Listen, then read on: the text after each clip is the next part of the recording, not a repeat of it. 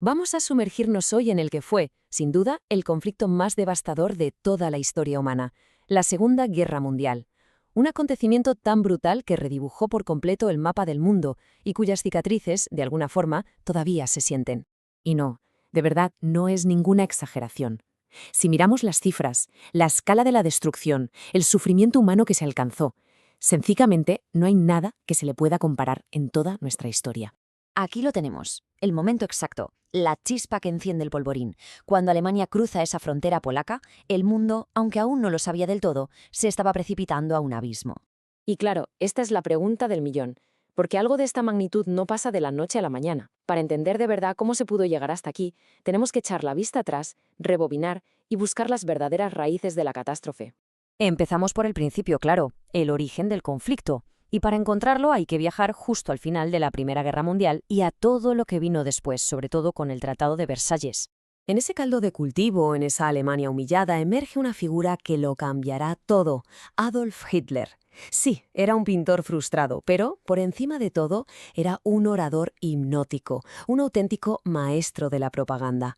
Supo conectar con la rabia de todo un país y les vendió una historia de superioridad racial y la promesa de devolver a Alemania su antigua gloria.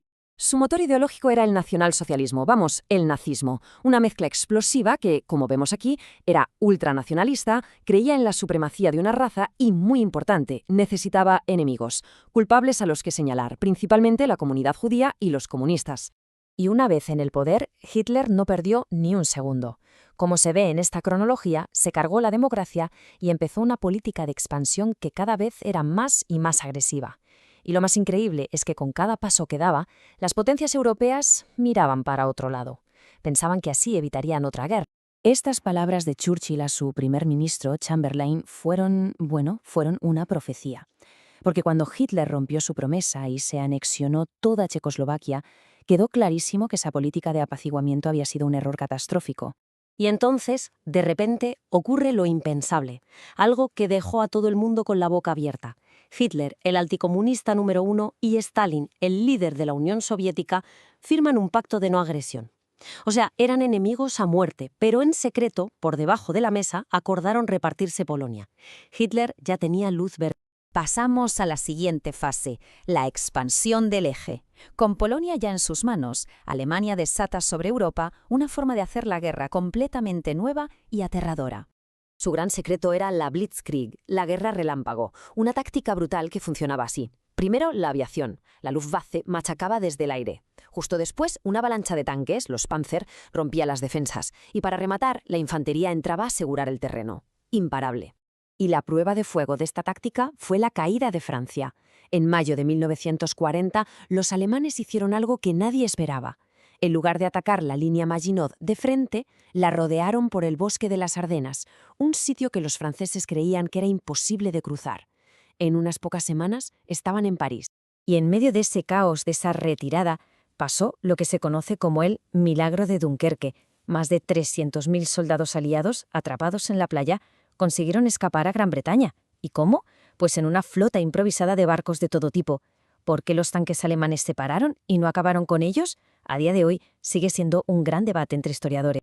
Con Francia derrotada, Gran Bretaña se quedó completamente sola contra la maquinaria nazi.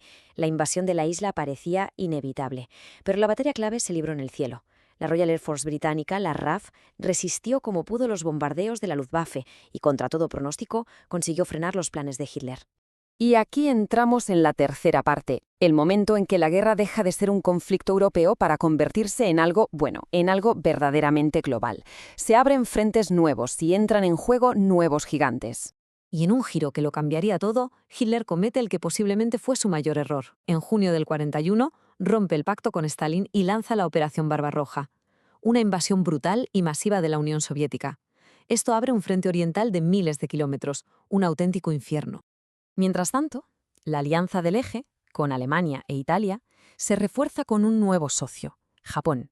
El imperio japonés tenía sus propios planes de expansión por Asia y el Pacífico, lo que, inevitablemente, le iba a llevar a chocar de frente con otra gran potencia. Y ese choque llega el 7 de diciembre de 1941. Japón lanza un ataque aéreo por sorpresa contra la base naval estadounidense de Pearl Harbor. Y con ese ataque, el gigante dormido, como se llamaba el enorme poder industrial de Estados Unidos, despertó y entró de lleno en la guerra. Y así llegamos ya a la última fase del conflicto.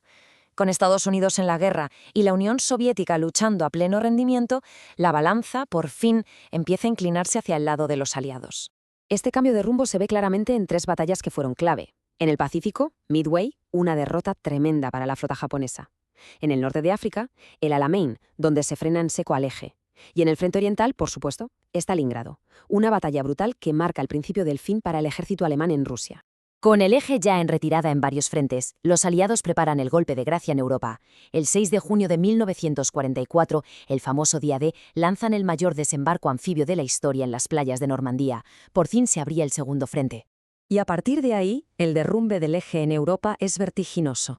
Con los aliados avanzando por el oeste y los soviéticos por el este, el régimen nazi se desmorona. En abril, Mussolini es ejecutado. Días después, Hitler se suicida en su búnker de Berlín. Y en mayo de 1945, Alemania se rinde sin condiciones. La guerra en Europa por fin ha terminado, pero la guerra mundial no. En el Pacífico, a pesar de estar sufriendo unas pérdidas enormes, Japón sigue luchando con una ferocidad casi fanática. Rendirse no parece una opción para ellos. Y esto nos lleva a la decisión final, y probablemente la más polémica de toda la guerra. Para forzar la rendición de Japón, Estados Unidos decide usar un arma nueva y terrible, la bomba atómica. Lanzan 2, una sobre Hiroshima y otra sobre Nagasaki. La destrucción es algo nunca visto. Japón se rinde, y así acaba la guerra más terrible de la historia. Pero nos deja una pregunta que sigue resonando hoy. Para acabar con el horror, ¿era necesario desatar un horror todavía mayor?